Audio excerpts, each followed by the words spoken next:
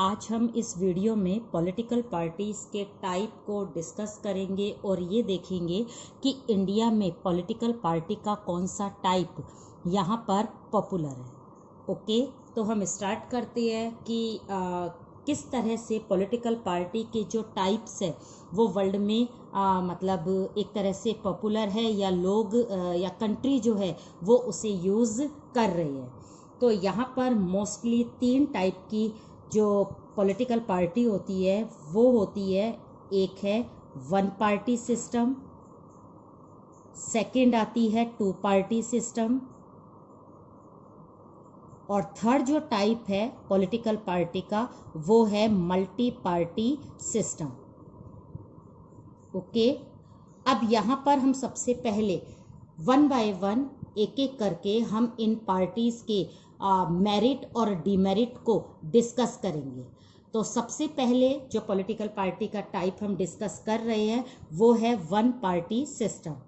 ये स्पेशली अगर हमें देखने को मिलता है तो ये चाइना में या फिर मेक्सिको में हमें देखने को मिलता है।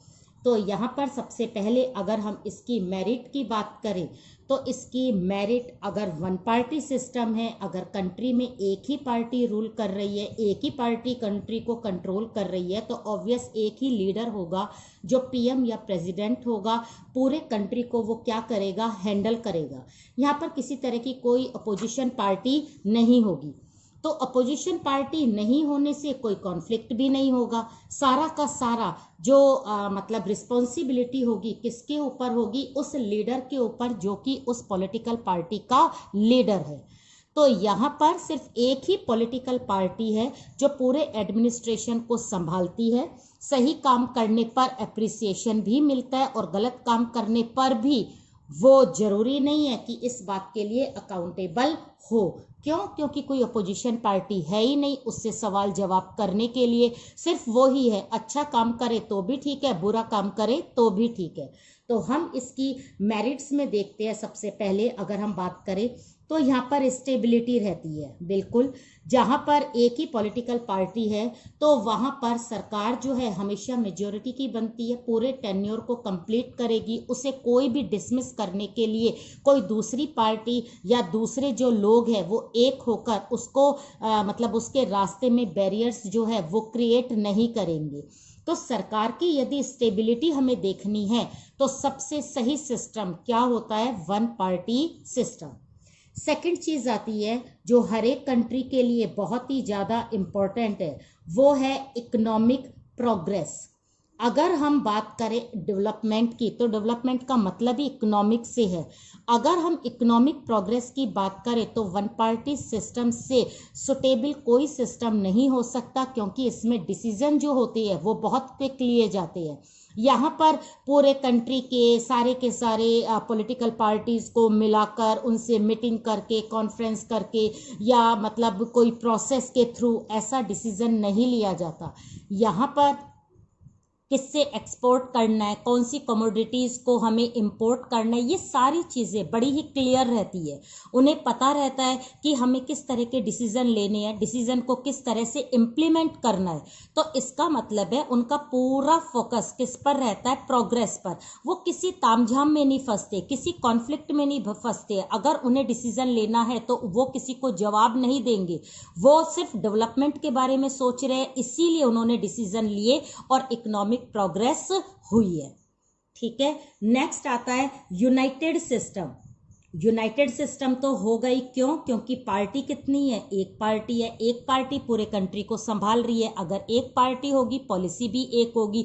कोई स्टेट में अलग से पॉलिटिकल पार्टी नहीं है, स्टेट गवर्नमेंट में कोई भी अलग से पॉलिटिकल पार्टी उसके काम में किसी तरह का कोई प्रॉब्लम्स या डिफिकल्टीज क्रिएट नहीं कर रहा है। तो यहाँ पर सिस्टम क्या रहेगा, बिल्कुल मतलब यूनाइटेड यानी सेंट्रलाइज्ड रहेगा। अब यहाँ पर अननेसेसरी किसी तरह की कोई क्रिटिसाइज नहीं होती है कि स्टेट गवर्नमेंट ये कह रही है, सेंट्रल गवर्नमेंट जवाब दे रही है।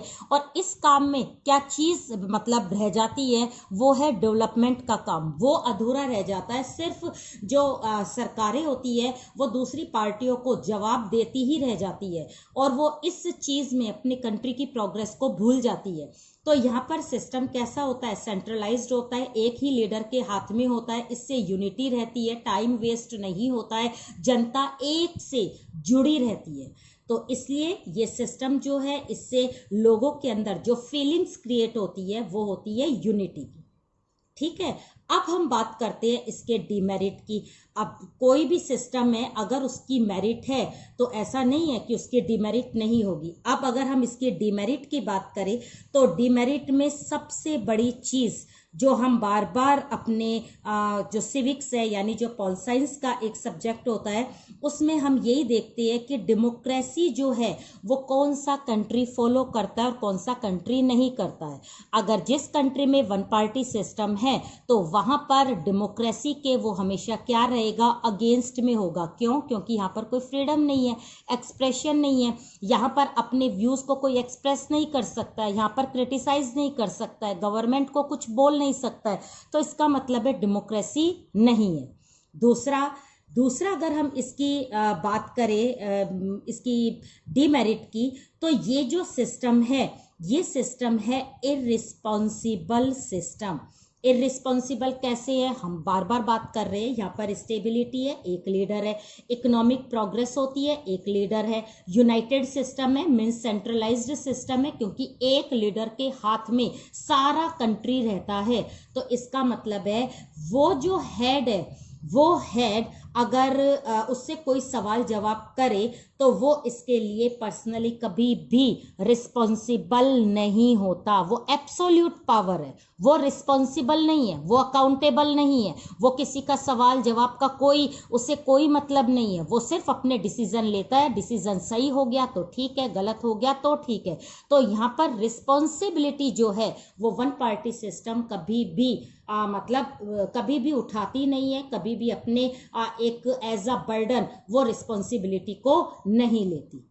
नेक्स्ट, अगर रिस्पॉन्सिबल सिस्टम नहीं है, अगर डेमोक्रेसी के ये अगेंस्ट में है, तो कौन सा सिस्टम अपने आप यहाँ एस्टेब्लिश हो जाता है, वो है डिक्टेटरशिप। तो अगर हम बात करें कि डिक्टेटरशिप जो है वो कहाँ देखने को मिलती है, वो वन पार्टी सिस्टम में ही देखने को मिलती है। हर काम एक पार्टी कर रही है, एक पार्टी में एक लीडर कर रहा है, एक गवर्नमेंट बना रहा है, डिसीजन ले रहा है, सारी की सारी प्लानिंग जो है वो यूनाइटेड यानी कि सेंट्रलाइज्ड है, कोई भी इसमें बोल नहीं सकता है, रिस्पॉन्सिबिलिटी बिल्कुल भी नहीं है। तो सिस्टम कैसा बना, सिस्टम बना डिक्टेटरशिप का। तो इस तरह से वन पार्टी सिस्टम की जो डीमेरिट है वो ये इस तरह से आप इसको अपनी दो लाइनों में लिखोगे कि किस पार्टी की कौन सी मेरिट है और कौन सी डीमेरिट है। अब हम आते हैं इसके बाद नेक्स्ट जो पार्टी है वो टू पार्टी है। टू पार्टी सिस्टम या बाई पार्टी सिस्टम में, इस सिस्टम में सिर्फ दो ही पार्टी जो है वो कंट्री में रूल करती है। तो यहाँ पर एक को मेजोरिटी मिलती है, एक को मेजोरिटी नहीं मिलती। जिसको मिलती है वो रूलिंग है, जिसको नहीं मिलती वो अपोजिशन है। ऐसी पार्टी हमें कहाँ देखने को मिलती है, ये सिस्टम यूके और यूएस में सबसे ज़्यादा फेमस माना जाता है। और यहाँ पर हमें ध्यान देना है कि एक पार्टी सरकार को चलाती है और दूसरी पार्टी सरकार को क्रिटिसाइज करती है। ठीक है, तो अब हम देखते हैं यहाँ पर मेरिट कौन कौन सी आई और कौन कौन सी डीमेरिट आई। सबसे पहले हम बात करेंगे यहाँ पर अंडरस्टैंडिंग की। ओके, अगर सिर्फ दो ही पार्टी है तो इसको जनता जो है वो बड़े आराम से अंडरस्टैंड कर सकती है।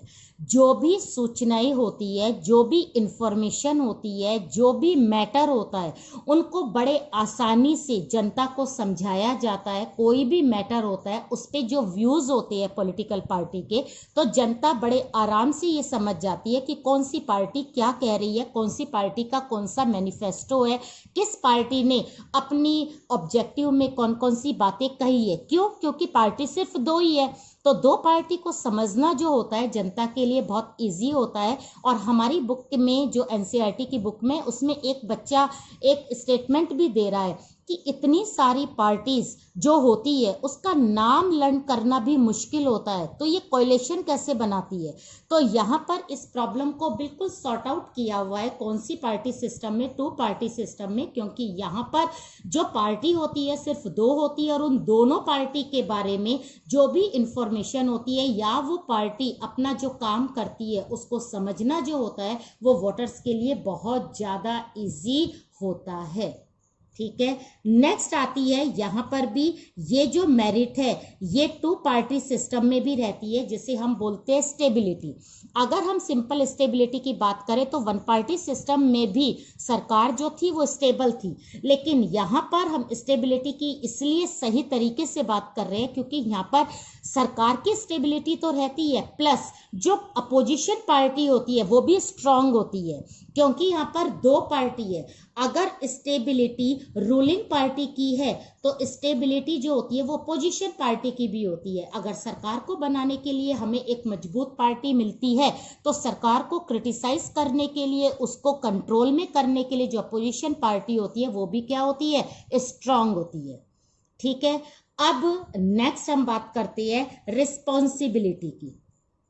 ठीक है, जिसकी बात हमने उसमें करी थी वन पार्टी सिस्टम में। वहां पर तो हमने देखा कि रिस्पॉन्सिबल सिस्टम था ही नहीं, यहाँ पर रिस्पॉन्सिबल सिस्टम है, प्लस यहाँ पर हम एक पर्टिकुलर पार्टी को, उसके लीडर को रिस्पॉन्सिबल शो करते हैं। इसका मतलब ये है कि यहाँ पर साफ पता चलता है, बिल्कुल क्लियर होता है कि ये पार्टी सरकार को चला रही है और ये पार्टी विपक्ष में बैठी है, अपोजिशन में बैठी है। अब अगर सरकार के थ्रू कोई काम होता है तो हम एकदम आइडेंटिफाई कर देंगे कि ये काम इसने किया है। क्यों? क्योंकि यहाँ हम रिस्पॉन्सिबिलिटी को क्या कर रहे हैं, आइडेंटिफाई कर रहे हैं। यहाँ पर रिस्पॉन्सिबल जो पॉलिटिकल पार्टी है उसको जनता आराम से आइडेंटिफाई कर सकती है, पहचान सकती है, क्योंकि एक ही तो पार्टी है जो सरकार को चला रही है, दूसरी पार्टी तो विपक्ष में है।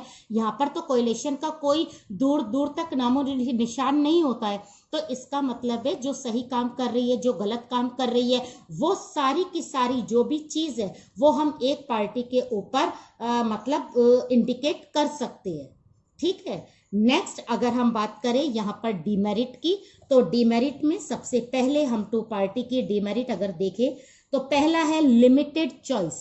ओके, अगर हम चॉइस की बात करें तो हमें इसके नाम से ही पता चल रहा है कि यहाँ पर वोटर्स को कितनी चॉइस मिलती है, सिर्फ दो।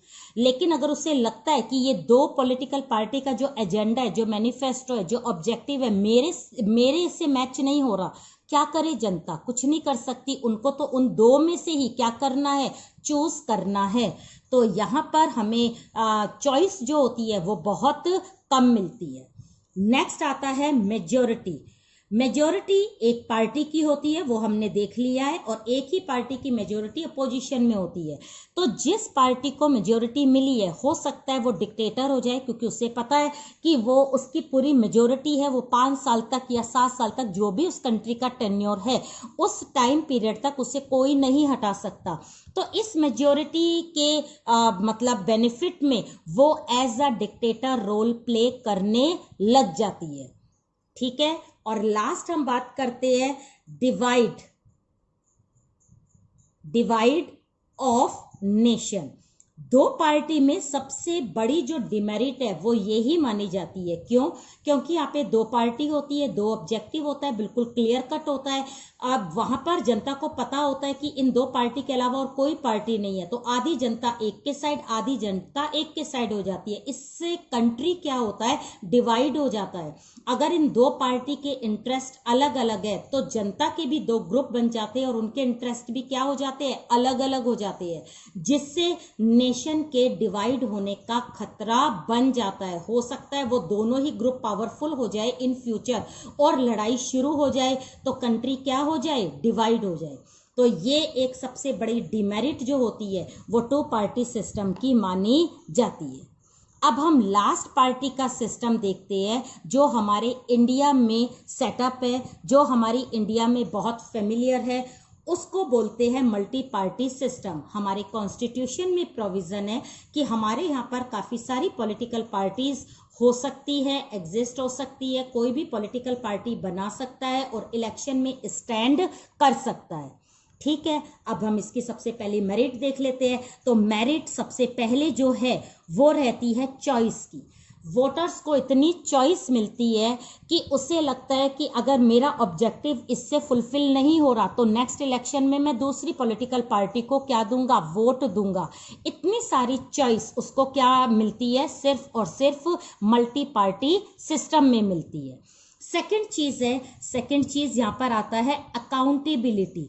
अगर हम अकाउंटेबिलिटी की बात करें तो सिर्फ एक मल्टी पार्टी सिस्टम ऐसा होता है जहां पर गवर्नमेंट जो होती है वो अकाउंटेबल होती है, वो बिल्कुल अपनी जनता को हर बात का, हर सवाल का जवाब देने के लिए बाउंड होती है। इसीलिए मल्टी पार्टी सिस्टम को डेमोक्रेसी के बिल्कुल क्लोज में माना जाता है और एक्चुअली में डेमोक्रेटिक सिस्टम में ही मल्टी पार्टी सिस्टम होता है। तो अकाउंटेबिलिटी और रिस्पॉन्सिबिलिटी उसको कैसा सिस्टम बनाती है, यहाँ से डिक्टेटरशिप बिल्कुल नहीं होता और यहाँ पर डेमोक्रेसी को ज़्यादा से ज़्यादा प्रमोट किया जाता है। तो लास्ट फीचर हम किसके बारे में देखेंगे, वो है डेमोक्रेटिक सिस्टम। आपने पहले 2 पार्टी देखी, 1 पार्टी सिस्टम, जहां पर किसी तरह की कोई रिस्पॉन्सिबिलिटी नहीं है, वहां पर किसी तरह की कोई फ्रीडम, राइट्स वगैरह नहीं दे रखे, तो ये डेमोक्रेटिक सिस्टम पर सेटअप नहीं है। यहाँ पर ठीक है, रिस्पॉन्सिबल सिस्टम है, यहाँ पर रिस्पॉन्सिबिलिटी पता भी चल जाती है कि इस पॉलिटिकल पार्टी ने करी है, सही काम कर रहा है, गलत काम कर रहा है, लेकिन यहाँ पर वोटर्स को ज़्यादा चॉइस नहीं मिलती। यहाँ पर नेशन डिवाइड होने का खतरा रहता है। यहाँ पर जिस पार्टी को मेजोरिटी मिलती है उसको पता है कि मैं अब अपने टेन्योर से नहीं हटूंगा, तो यहाँ पर कोएलिशन होता नहीं है, कोएलिशन नहीं होगा तो अपने आप ही डिक्टेटरशिप की फीलिंग्स आ जाती है।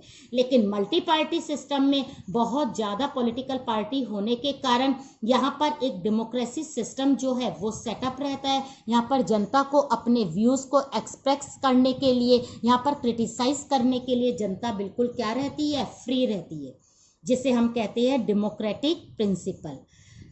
अब हम इसके डिमेरिट भी देखते हैं, इसके साथ में ही मेरिट्स के साथ में। सबसे बड़ी जो डिमेरिट अगर हम मल्टी पार्टी सिस्टम की माने तो वो होती है इनस्टेबिलिटी। मीन्स अगर किसी भी पॉलिटिकल पार्टी को बहुमत नहीं मिला, मेजोरिटी नहीं मिली, तो फोर्सली काफ़ी सारी पॉलिटिकल पार्टी को मिलकर सरकार बनानी पड़ती है।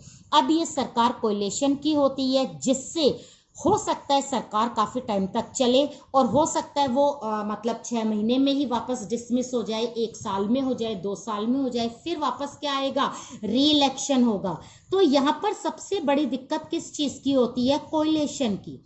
तो ये कोएलिशन जो है वो मल्टी पार्टी सिस्टम की सबसे बड़ी डीमेरिट है। नेक्स्ट अगर हम बात करें तो वो आती है एक्सपेंसिव सिस्टम।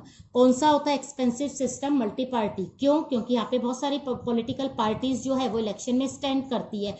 हर पार्टी ये चाहती है कि वो सरकार बनाए, पावर को अपने साथ में ले, तो यहाँ पर वो ज़्यादा से ज़्यादा पैसा खर्च करती है। पैसा खर्च करने के लिए उसे पैसे की रिक्वायरमेंट होती है। अब ये मनी कहाँ से लाएगी? हो सकता है ये मनी पॉजिटिव वे से आए, लेकिन हो सकता है ये मनी जो है वो नेगेटिव वे से भी आए। तो यहाँ पर ये वाली जो मल्टी पार्टी सिस्टम है ये बहुत ज़्यादा खर्चीली होती है। हर कोई कॉमन आदमी जो है वो पॉलिटिकल पार्टी बनाकर सरकार में पावर लेना या सरकार बनाना उसके लिए बड़ा ही डिफिकल्ट होता है। क्यों? क्योंकि इसमें बहुत ज़्यादा पैसा खर्च करने के बाद ही पावर मिलती है, ऐसा माना जाता है। क्यों? क्योंकि कंपटीशन बहुत ज़्यादा होता है। अब एक्सपेंसिव होने से अपने आप ही सिस्टम में क्या आ जाता है, वो है करप्शन। ज़्यादा से ज़्यादा पैसे लेने की होड़ में, रेस में ये पॉलिटिकल पार्टियां जो होती है वो नेगेटिव वे से मतलब पैसा लेती है, जिससे करप्शन जो है वो सोसाइटी में अपने आप क्या हो जाता है, इन्वॉल्व हो जाता है। लास्ट आता है कि हम अगर बात करें रीजनल पार्टी की, रीजनल पार्टी कौन सी होती है, जो स्टेट पार्टीज होती है, जो सिर्फ स्टेट में ही रहती है।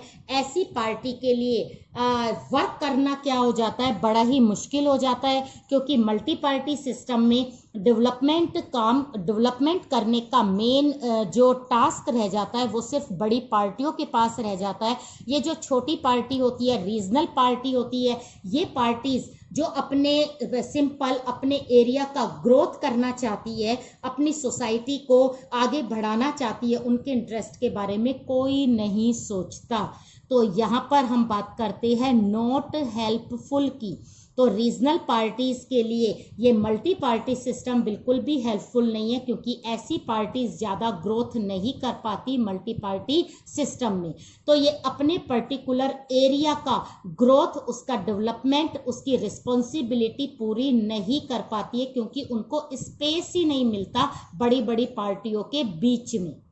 तो इस तरह से हमने देखा कि पॉलिटिकल पार्टीज के 3 टाइप होते हैं, 1 पार्टी, 2 पार्टी और मल्टी पार्टी। अगर 1 पार्टी की बात करें तो ये स्पेशली कहाँ पर है, चाइना में। 2 पार्टी की बात करें तो ये यूके में और यूएस में। अगर हम मल्टी पार्टी की बात करें तो वो मेनली कहाँ पर आती है, इंडिया में। अब हम साथ में ये देख लेते हैं कि इंडिया में मल्टी पार्टी सिस्टम जो है वो क्यों अडॉप्ट कर रहा है। अगर यहाँ पर 3 सिस्टम की हम बात कर रहे हैं तो इंडिया में ये 3 सिस्टम में हमने सिर्फ मल्टी पार्टी सिस्टम को ही यूज क्यों किया, इसके हम सिर्फ 3 रीजन देखेंगे। 3 रीजन में पहला रीजन है कि हमारी जो इंडिया है वहाँ पर डाइवर्सिटी है। डाइवर्सिटी का मतलब हम बहुत अच्छे से जानते हैं कि डाइवर्सिटी का मतलब है डिफरेंसेस, अलग अलग तरीके के इंटरेस्ट, डिमांड्स है। तो ये जो डिमांड्स है ये किस में फुलफिल हो सकती है, सिर्फ मल्टी पार्टी सिस्टम में। 1 पार्टी सिस्टम एक इंटरेस्ट को लेके चलती है, 2 पार्टी सिस्टम 2 इंटरेस्ट या 2 डिमांड को पूरा कर सकती है, लेकिन मल्टी पार्टी सिस्टम जनता की बहुत सारी डिमांड्स को, इंटरेस्ट को पूरा कर सकती है। तो डाइवर्सिटी को मेंटेन करने का मेनली काम कौन करता है, मल्टी पार्टी सिस्टम। और हमारा कंट्री डाइवर्स क्यों है, क्योंकि हमारे यहाँ पर क्या है, पॉपुलेशन बहुत ज्यादा है, इसलिए हमारा कंट्री क्या है, डाइवर्स। सेकंड अगर हम बात करें तो सेकंड बात आती है नेचर की। नेचर किसकी, सोसाइटी की। हमारी जनता की नेचर ऐसी है कि उन्हें 1 पार्टी सिस्टम या 2 पार्टी सिस्टम में कभी भी एक सेटिस्फेक्शन नहीं मिल सकता। हमारे यहाँ की जनता ये चाहती है कि चाहे वो एक ही पार्टी पर बिलीव करे, लेकिन सिस्टम कैसा होना चाहिए, मल्टी पार्टी। उनके पास में चॉइस होनी चाहिए। ऐसा नहीं हो कि जैसे वो इलेक्शन में वोट कास्ट करने जाए तो उनको सिर्फ एक ही पार्टी एज अ चॉइस मिले। तो उनकी बाय नेचर ऐसी है कि वो बहुत सारी पार्टीज को इलेक्शन में या फिर पॉलिटिक्स में इन्वॉल्व होते देखना चाहती है। तो यहाँ पर ये नेचर किसकी हुई, सोसाइटी की हुई। जो हमारी सोसाइटी है वो ये चाहती है कि हमारे यहाँ पर कौन सा सिस्टम हो, सिर्फ मल्टी पार्टी सिस्टम हो। तीसरी चीज जो मेन कॉमन चीज है वो है डेमोक्रेसी। हम ये चाहते हैं कि इंडिया में डेमोक्रेसी सिस्टम मेंटेन रहे, क्योंकि इंडिया ने सबसे पहले आफ्टर इंडिपेंडेंस बिना किसी की परवाह करे यहाँ पर डेमोक्रेटिक सिस्टम को सेटअप किया था। तो इस डेमोक्रेटिक सिस्टम को बचाए रखने के लिए वो ये चाहती है कि यहाँ पर मल्टी पार्टी सिस्टम रहे, ताकि अपोजिशन पार्टी भी स्ट्रांग रहे, रूलिंग पार्टी भी स्ट्रांग रहे। जनता जो है वो लगातार सवाल जवाब करती रहे, किससे, सरकार से। तो यहाँ पर अगर डेमोक्रेसी रहेगी तो मल्टी पार्टी सिस्टम के थ्रू जनता जो है वो कंट्रोल रखेगी सरकार को, और सरकार उनके लिए क्या रहेगी, अकाउंटेबल रहेगी। तो इस तरह से हमने देखा कि हमारे यहाँ पर मल्टी पार्टी सिस्टम है due to 3 reasons. First is diversity, second is nature of society, and third is democratic principle या डेमोक्रेसी सिस्टम। इसके कारण हमने यहाँ पर मल्टी पार्टी सिस्टम को अडॉप्ट किया हुआ है। तो यहाँ पर हमने आज एक तो टाइप्स और एक मल्टी पार्टी सिस्टम की प्रेफरेंस को अच्छे से देखा है। अब आप इसके नोट्स जो है वो डिस्क्रिप्शन बॉक्स में देखना मत भूलना। इसके साथ इसको अच्छे से 2-2 लाइन में लर्न करोगे तो आपका पूरा जो आंसर है वो बड़े अच्छे से रिप्रेजेंट होगा।